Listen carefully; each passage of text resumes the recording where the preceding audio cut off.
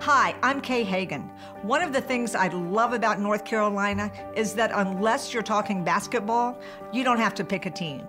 That's how I get results for folks here at home. Republican or Democrat, if an idea works for middle-class families, I am all for it. I approve this message because I was so proud when the nonpartisan National Journal ranked me the most moderate senator.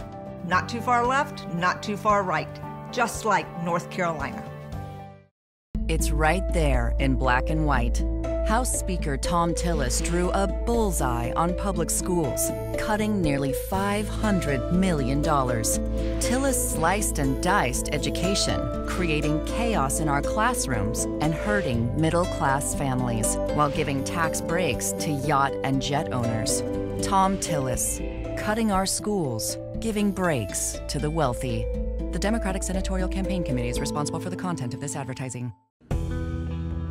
7%, a 7% pay raise. That's what we passed this year for North Carolina teachers. That's simple math, but math is lost on Senator Hagan. She's misleading you about me to hide her own partisan record. Kay Hagan votes with President Obama 96% of the time. She voted for $7 trillion in debt. That's math too, and it's the difference in this election. I'm Thom Tillis. I approve this message. For Speaker Thom Tillis, the numbers don't add up.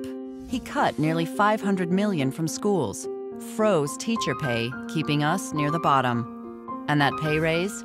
Only a fraction of 1% for our most experienced teachers, and forced cuts to teaching assistants, but still protected tax breaks for yacht and jet owners.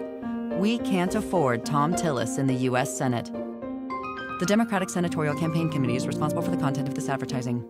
Speaker Thom Tillis froze teacher salaries. Our state is 46th in the nation. He forced teachers to pay more for school supplies for their classes. And under Tillis, over 9,000 teaching positions were eliminated, causing overcrowded classrooms. All while he protected tax breaks to large yacht owners. Can I help you? Our classroom's too small. I thought we could use your yacht. Security? Thom Tillis, sinking North Carolina's future. Senate Majority PAC is responsible for the content of this advertising. Okay, tell us your name. My name is Frances, spelled with an E, not with an I. I'm not the Pope. We came to North Carolina so my son could attend Chapel Hill. Thom Tillis has cut millions in education in North Carolina. He's passing bills in the middle of the night, which in my estimation is not very ethical. I think he's working for the wealthy. He's forgotten what North Carolina is about. I'm Kay Hagan, and I approve this message. Okay, tell us your name. I'm Megan, and I'm a teacher who lives in Cary. The money that should be going to public education instead seems to be going to corporations, millionaires. The education cuts have impacted my ability to make a difference by raising my class sizes, getting rid of my teacher assistants that I need for help. I have no textbook to teach from. You don't have a textbook? I don't have a textbook now. When I'm asked who's responsible for these education cuts, it's Thom Tillis and his legislature. I'm Kay Hagan, and I approve this message.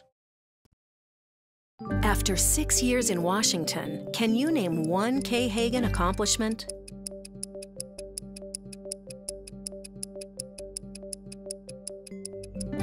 Hagan hasn't written a single bill that became law, but did vote with Barack Obama 96% of the time, including the deciding vote for Obamacare.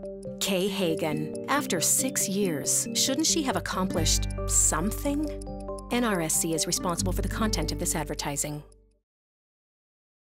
Over 40 years in North Carolina, a textile company making yarn. But in 2005, a loophole in a trade deal allowed countries like China to exploit the rules, threatening our jobs.